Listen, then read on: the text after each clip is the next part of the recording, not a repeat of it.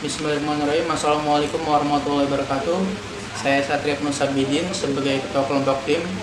Sesuai seluruh rumusan dan kerjasama tim kami ingin mempresentasikan materi tentang konsep manajemen kualitas. Namun sebelum lanjut ke materi, kami ingin memperkenalkan anggota tim kami terlebih dahulu. Saya Nisa Munawaroh. Saya Gita Kartika. Saya Suhani Ardanita. Saya Siti Rahmah. Nama saya Nadia Disra Jaya Putri.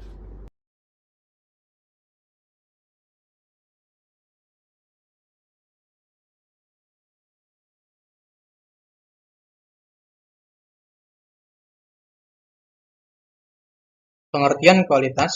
Kualitas menurut Gilmore pada tahun 1971, mutu adalah suatu kondisi di mana produk sesuai dengan desain atau spesifikasi tertentu. Namun di sisi lain, menurut Johnson Ross tahun 2001, mutu adalah keseluruhan ciri dan karakteristik produk atau jasa yang berkaitan dengan kemampuannya memenuhi kebutuhan atau kepuasan. Dari kedua definisi para ahli tersebut, kita bisa menarik kesimpulan bahwasanya mutu adalah keseluruhan ciri atau karakteristik produk atau jasa dalam tujuannya untuk memenuhi kebutuhan dan harapan pelanggan. Dimensi kualitas. Barang atau jasa yang berkualitas adalah yang mampu memenuhi atau melebihi ekspektasi pelanggan. Ekspektasi pelanggan dapat dijelaskan melalui atribut-atribut kualitas atau hal-hal yang sering disebut sebagai dimensi kualitas. Ada 8 dimensi kualitas, yaitu yang pertama adalah kinerja atau performance, yang mana ini merupakan tingkat dari konsistensi atau kebaikan dari fungsi suatu produk tersebut. Lalu yang kedua adalah keindahan, yang berkaitan dengan estetika, yang berhubungan dengan penampilan, wujud produk, seperti misalkan desain atau gaya yang khusus dari suatu produk tersebut. Lalu yang ketiga adalah kemudahan perawatan dan perbaikan, berkaitan dengan tingkat kemudahan apakah suatu produk dapat diperbaiki atau di-maintain dengan baik. Yang kelima, yang keempat ada keunikan atau features. Itu merupakan karakteristik produk yang berbeda secara fungsional dari beberapa produk sejenis. Sebagai contoh, mobil diklasifikasikan menjadi dua, yaitu mobil transmisi manual dan transmisi otomatis, yang ada perbedaan dalam setiap produk tersebut. Yang kelima ada reliabilitas. Reliabilitas adalah termasuk produk atau barang atau jasa yang menjelaskan tentang fungsi atau maksud dari produk dalam beberapa jangka waktu tertentu. Yang keenam ada daya tahan atau durability, yang berkaitan dengan umur atau manfaat dari fungsi suatu produk tersebut. Yang ketujuh, ada kualitas kesesuaian, yang ukurannya mengenai apakah suatu produk atau jasa telah memenuhi spesifikasi yang telah ditetapkan. Yang kedelapan, kegunaan yang sesuai, yaitu kecocokan produk dalam menjalankan sebagai fungsi-fungsinya sebagaimana yang diiklankan atau yang sudah dijanjikan. Adapun pentingnya kualitas, yang pertama adanya reputasi perusahaan. Perusahaan atau organisasi yang telah menghasilkan suatu produk atau jasa yang bermutu atau berkualitas akan mendapatkan predikat sebagai organisasi yang mutu. Selanjutnya, ada penurunan biaya. Dalam paradigma lama, untuk menghasilkan produk bermutu selalu membawa dampak pada peningkatan biaya. Suatu produk yang bermutu selalu identik dengan harga yang mahal. Selanjutnya ada peningkatan pangsa pasar. Peningkatan pangsa pasar akan meningkat bila minimasi biaya tercapai, sehingga harga dapat ditekan walau mutu tetap menjadi yang berutama. Selanjutnya ada pertanggungjawaban produk. Pertanggungjawaban produk, dengan semakin meningkatnya mutu produk atau jasa yang dihasilkan, maka organisasi atau perusahaan akan nampak semakin bertanggung jawab terhadap desain, proses, dan pendistribusian produk tersebut untuk memenuhi kebutuhan dan harapan pelanggan. Selanjutnya ada dampak internasional. Dampak internasional, bila kita mampu menawarkan produk atau jasa yang bermutu, maka selain dikenal di pasar lokal, produk atau jasa yang kita tawarkan juga akan dikenal diterima di pasar internasional. Selanjutnya, penampilan produk atau jasa. penampilan produk atau jasa, mutu akan membuat produk atau jasa dikenal, dan hal ini akan membuat produk atau organisasi yang dihasilkan produk atau menawarkan jasa juga dikenal dipercaya masyarakat luas. Yang terakhir, ada mutu yang dirasakan. Persaingan yang saat ini bukan lagi masalah harga melainkan mutu produk. Hal inilah yang mendorong konsumen untuk mau membeli produk atau barang dengan tinggi namun bermutu tinggi pula, tetapi mutu mempunyai banyak dimensi yang bersifat subjektif. Beberapa dimensi yang digunakan dalam mengukur mutu suatu industri jasa. Communication. Komunikasi atau hubungan antara penerima jasa dengan pemberi jasa. Credibility. Kepercayaan pihak penerima jasa terhadap pemberi jasa. Security. Keamanan terhadap jasa yang ditawarkan. Knowing the customer. Pengertian dari pihak pemberi jasa pada penerima jasa atau pemahaman pemberi jasa terhadap kebutuhan dan harapan pemakai jasa. Tangibles. Bahwa dalam memberi pelayanan kepada pelanggan harus dapat diukur atau dibuat standarnya. Reliability. Konsistensi kerja pemberi jasa dan kemampuan pemberi jasa dalam memenuhi janji para penerima jasa.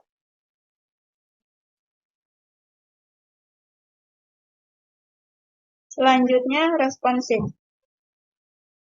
Tanggapan pemberi jasa terhadap kebutuhan dan harapan penerima jasa. Kompetens. Kemampuan atau keterampilan pemberi jasa yang dibutuhkan setiap orang dalam perusahaan untuk memberikan jasanya kepada penerima jasa. Akses. Kemudahan pemberi jasa untuk dihubungi oleh pihak atau pelanggan atau penerima jasa. Courtesy. Kesopanan, respek, perhatian, dan kesamaan dalam hubungan personil. Berapa dimensi yang digunakan dalam mengukur mutu suatu industri manufaktur? Yang pertama ada performance. Kesesuaian produk dengan fungsi utama produk itu sendiri atau karakteristik operasi dari suatu produk. Yang kedua ada feature. Ciri khas produk yang membedakan dari produk lain yang merupakan karakteristik pelengkap dan mampu menimbulkan kesan yang baik bagi pelanggan. Yang ketiga ada reliability.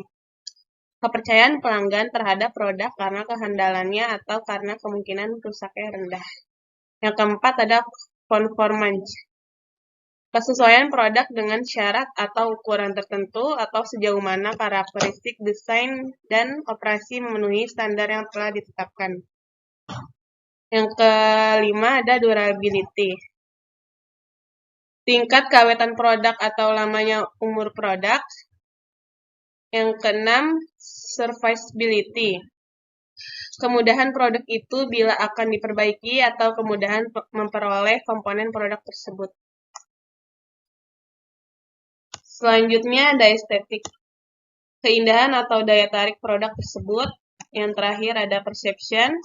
Fanatisme konsumen akan merek suatu produk tertentu karena citra atau reputasi produk itu sendiri. Saya di sini akan menjelaskan manajemen kualitas. Manajemen kualitas adalah suatu cara untuk meningkatkan performasi secara terus-menerus pada setiap level operasi atau proses dalam setiap area fungsional dari suatu organisasi dengan menggunakan sumber daya manusia dan modal yang tersedia. Menurut Gaspers 2007, manajemen kualitas sebagai semua aktivitas dari fungsi manajemen secara keseluruhan yang menentukan kebijakan kualitas tujuan-tujuan dan tanggung jawab serta mengimplementasikan melalui alat-alat seperti perencanaan kualitas, pengendalian kualitas, jaminan kualitas, dan peningkatan kualitas dalam ISO 8042. Lalu selanjutnya ada sejarah perkembangan manajemen kualitas. Kualitas telah dikenal sejak berabad-abad tahun yang lalu ketika bangsa Mesir mengukir batu-batu yang digunakan untuk menyusun piramida. Menurut Aryani 2008, pada zaman modern fungsi kualitas berkembang melalui beberapa tahap, yaitu diantaranya yang pertama ada inspeksi. Konsep kualitas modern dimulai pada tahun 1920-an. Kelompok kualitas yang utama adalah bagian infeksi selama produksi. Para infektur mengukur hasil produksi berdasarkan spesifikasi bagian infeksi ini tidak independen. Biasanya mereka melapor ke pabrik. Hal ini menyebabkan perbedaan kepentingan. Yang kedua, ada pengendalian kualitas. Pada tahun 1940-an, kelompok infeksi berkembang menjadi bagian pengendalian kualitas. Adanya Perang Dunia II mengharuskan produk militer yang bebas cacat. Hal ini harus dapat diantisipasi selama proses produksi. Yang ketiga, ada penjaminan kualitas. Rekomendasi yang dihasilkan dari teknik-teknik statistik seringkali tidak dapat dilayani oleh struktur pengambilan keputusan yang ada pengendalian kualitas. Berkembang peminjam kualitas, quality asuransi, bagian penjaminan kualitas difokuskan untuk memastikan proses dan kualitas produk melalui pelaksanaan audit operasi, pelatihan analitik kinerja, analisis kinerja teknis, dan petunjuk operasi. Untuk meningkatkan kualitas penjaminan kualitas bekerja sama dengan bagian-bagian lain yang bertanggung jawab penuh terhadap kualitas kinerja masing-masing bagian. Lalu yang keempat, ada manajemen kualitas. Penjaminan kualitas bekerja berdasarkan status quo, sehingga upaya yang dilakukan hanyalah memastikan pelaksanaan pengendalian kualitas tetapi sangat sedikit pengaruh untuk meningkatkannya. Oleh karena itu, untuk mengantisipasi persaingan aspek kualitas harus selalu dievaluasi dan direncanakan perbaikannya melalui penerapan fungsi-fungsi manajemen kualitas. Lalu yang kelima, ada manajemen kualitas terpadu. Dalam perkembangan manajemen kualitas, ternyata hanya fungsi produksi yang mempengaruhi kepuasan pelanggan terhadap kualitas. Dalam hal ini, tanggung jawab terhadap kualitas tidak cukup hanya dibebankan pada suatu bagian tertentu, tetapi sudah menjadi tanggung jawab seluruh individu di perusahaan. Pola-pola inilah yang disebut total quality management. Lalu yang keenam, ada organisasi belajar. Menggunakan filosofi continuous quality improvement dan menggunakan konsep manajemen pengetahuan karena untuk memberikan yang terbaik bagi pelanggan, perusahaan harus mampu mengelola pengetahuan yang dimiliki. Lalu yang terakhir, ada world class organization. Konsep ini berkembang mulai abad ke-20 di mana teknologi informasi sudah dikenal luas. Oleh sebab itu, dalam perkembangan konsep dan filosofi ini dibarengi dengan konsep e-learning.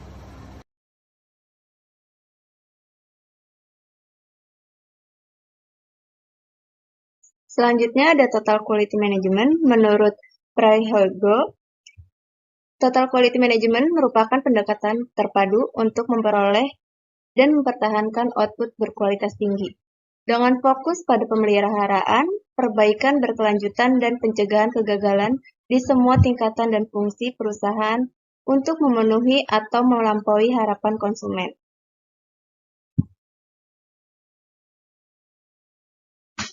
Berikut adalah indikator Total Quality Management atau TQM. Yang pertama itu ada Top Management Support. Itu merupakan salah satu penentuan utama kesuksesan pelaksanaan TQM untuk mencapai kesuksesan.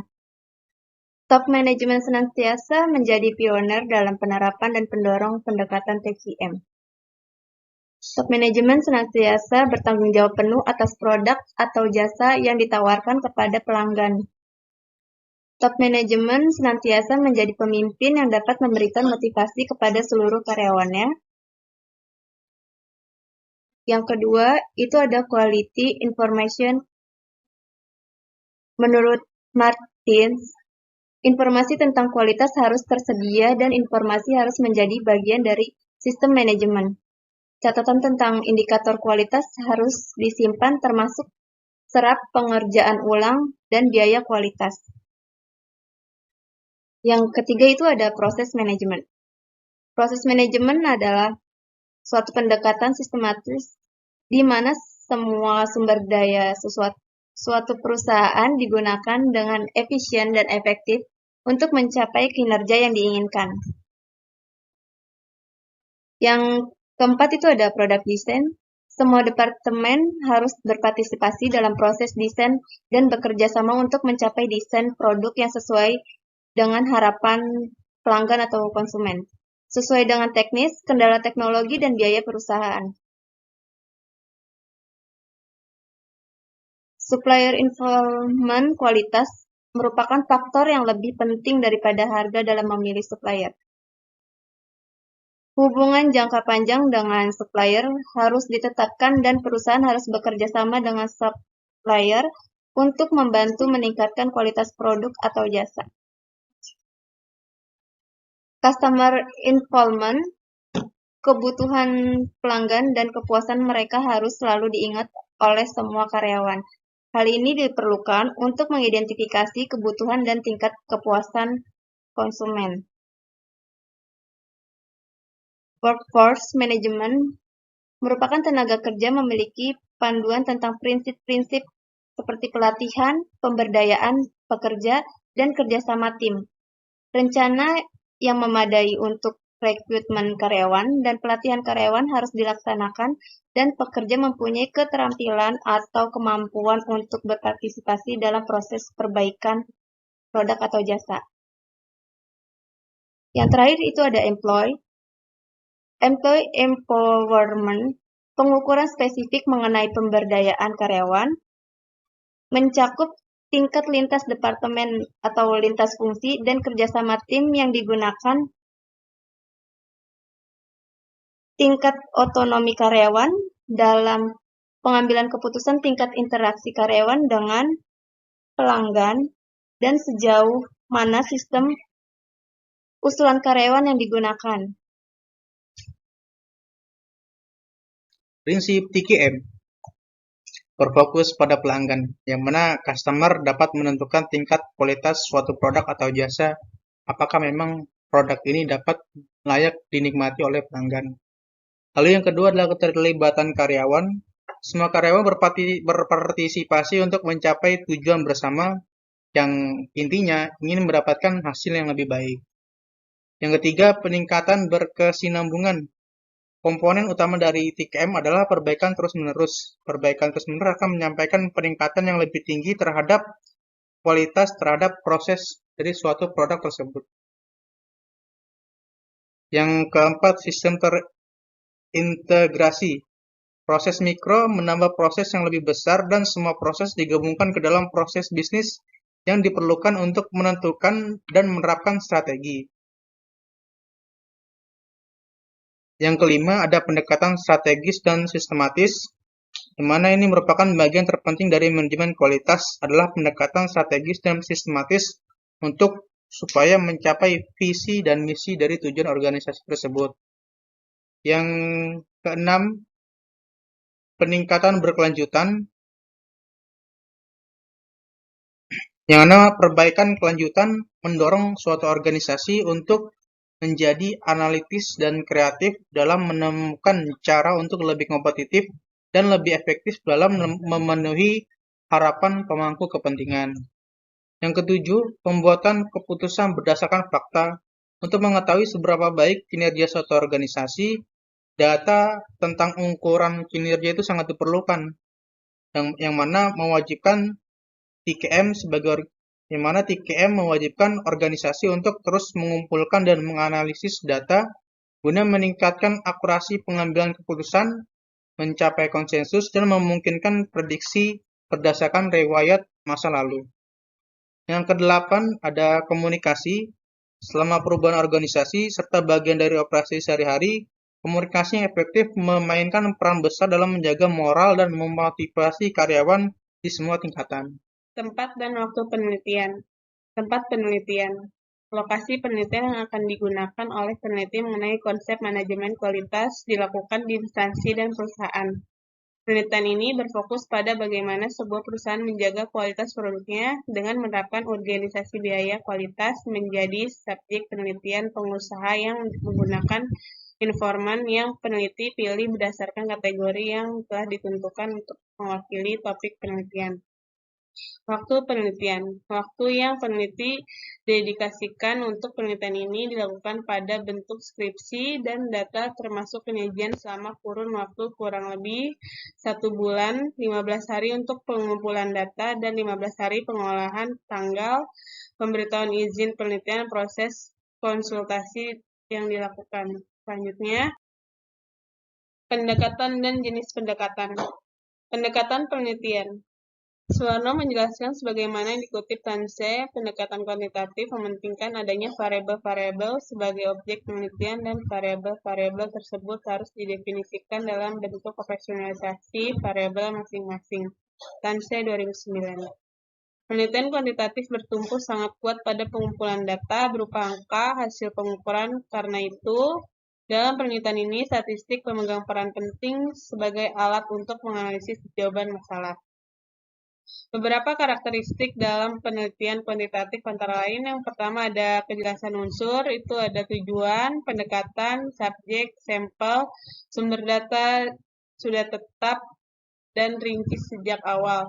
Yang kedua ada menggunakan angka atau statistik. Yang ketiga bersifat deduktif. Yang terakhir ada hasil penelitian pasti karena berdasarkan teori, yakni hipotesis dan asumsi berada di lapangan. Tanse 2011.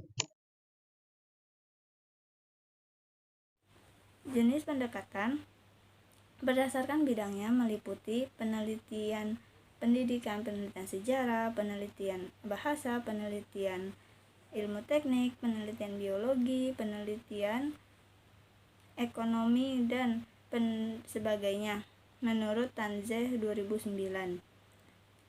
Dan selanjutnya berdasarkan bidangnya, penelitian meliputi penelitian pendidikan, penelitian sejarah, penelitian bahasa, penelitian ilmu teknik, penelitian biologi, penelitian ekonomi, dan sebagainya di sini menurut Arikunto 2010. Dan selanjutnya penelitian pendidikan 1. Pada umumnya mengandung 2 ciri pokok, yaitu logika dan pengamatan empiris. Metodologi dalam arti umum adalah studi yang logis dan sistematis dengan prinsip-prinsip yang mengarahkan penelitian ilmiah. Dengan demikian, metodologi dimaksudkan sebagai prinsip-prinsip dasar dan bukan sebagai meliputi metode atau cara-cara untuk melakukan penelitian. Tahapan-tahapan tertentu oleh Bailey disebut sebagai suatu siklus yang lazimnya diawali dengan sebagainya. 2. Pemilihan masalah dan pernyataan hipotesisnya jika ada. Yang ketiga, pembuatan desain penelitian. Yang keempat, pengumpulan data. Yang kelima, pembuatan kode dan analisis. Dan diakhiri dengan interpretasi hasilnya.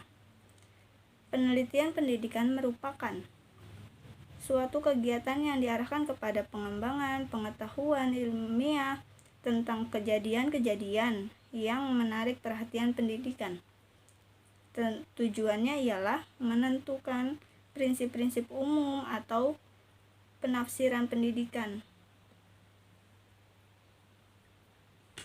atau penafsiran tingkah laku yang dapat dipakai untuk menerangkan, meramalkan, dan mengendalikan kejadian-kejadian dalam lingkungan pendidikan menurut S. Margono 1997. Terdapat peran penelitian. Penelitian memegang peranan penting dalam peningkatan dan pengembangan ilmu pengetahuan.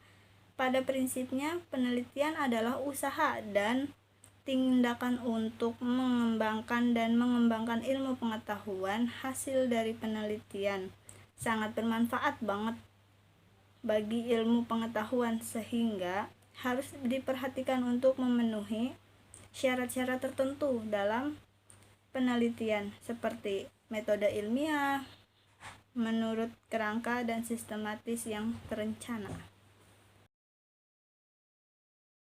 Berikutnya itu ada sumber data. Sumber data yang dimaksud dalam penelitian adalah subjek dari mana data tersebut diambil dan diperoleh memiliki informasi kejelasan tentang bagaimana mengambil data tersebut dan bagaimana data tersebut diolah. Sumber data dibagi menjadi dua bagian, yaitu ada data primer dan data sekunder. Yang pertama itu ada data primer. Menurut Sanusi, bahwa data primer merupakan data primer yang pertama kali dicatat dan dikumpulkan oleh peneliti.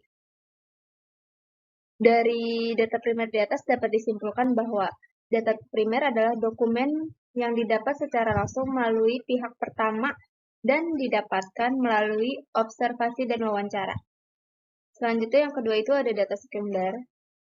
Menurut Sugiono, data sekunder merupakan sumber data yang tidak langsung memberikan data kepada pengumpul data.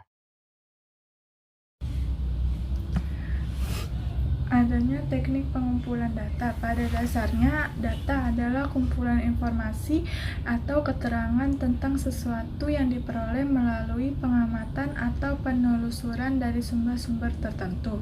Data yang dikumpulkan tetapi tidak diproses dapat berupa fakta atau asumsi. Misalnya, data yang diperoleh dari suatu penelitian dengan menggunakan metode tertentu mungkin lebih kompleks untuk menyajikan informasi baru atau bahkan solusi untuk memecahkan masalah tertentu. Untuk mengumpulkan data penelitian menggunakan metode antara lain sebagai berikut. Yang pertama, adanya metode observasi atau pengamatan. Metode observasi yaitu pengamatan atau pencatatan secara sistematika terhadap gejala yang tampak pada objek penelitian. Observasi merupakan metode pengumpulan data yang menggunakan pengamatan terhadap objek penelitian yang dapat dilaksanakan secara langsung maupun tidak langsung. Terus yang kedua itu ada metode angket atau kuesioner. Metode angket atau kuesioner adalah suatu daftar yang berisikan rangkaian pertanyaan mengenai suatu masalah atau bidang yang akan diteliti. Yang ketiga ada metode dokumenter. Metode dokumenter merupakan alat pengumpulan data yang disebut formulir pendaftaran dokumen dan sumber datanya berupa catatan atau dokumen yang tersedia. Terus selanjutnya ada metode dan teknik penelitian. Metode dan teknik penelitian merupakan komponen yang paling penting dalam penelitian. Merupakan keseluruhan langkah ilmiah yang digunakan untuk menemukan solusi atas suatu masalah. Menurut Silahi tahun 2018, metode penelitian itu sendiri dapat didefinisikan sebagai suatu setiap prosedur yang digunakan untuk mencapai tujuan akhir. Selanjutnya itu ada teknik analisis data. Penulis menggunakan analisa data deskriptif kualitatif, karena pada dasarnya analisa deskriptif itu adalah untuk mengadakan opname terhadap suatu keadaan, juga menentukan frekuensi terjadinya suatu peristiwa tertentu, disertai atau tidak disertainya dengan hipotesa. Selanjutnya itu ada model interaktif, analisis data, dan deskriptif kualitatif. Seperti terlihat di gambar berikut, produksi data dimaksud sebagai proses penelitian pemusatan perhatian pada penyederhanaan, pengabstrakan, dan informasi data kasar yang muncul dari catatan-catatan tertulis di lapangan. Data yang diperoleh kemudian direduksi oleh peneliti dengan cara pengkodean, klasifikasi data, menelusuri data, membuat partisi, dan membuat memo, menurut Faisal 199. Selanjutnya ada pengujian keabsahan data. Pengujian keabsahan data dalam penelitian ini menggunakan triangulasi. Triangulasi dilakukan untuk mengecek validitas dan kredibilitas data yang didapatkan dengan melibatkan beberapa pihak agar dapat melihat unit analisis dari berbagai sudut pandang. Keabsahan data dalam penelitian ini diuji melalui teknik triangulasi sumber. Triangulasi sumber, Putra 2013 adalah memanfaatkan sumber yang berbeda untuk melakukan pemeriksaan terhadap data. Tujuan dari triangulasi sumber Sugiono 2013 yaitu menguji kredibilitas data yang diperoleh saat melakukan penelitian. Ya, mungkin itu saja yang bisa kami sampaikan. Kurang lebihnya kami mohon maaf yang sebesar-besarnya. Dan sebelumnya, jika ada yang mau bertanya, silakan. Assalamualaikum warahmatullahi wabarakatuh.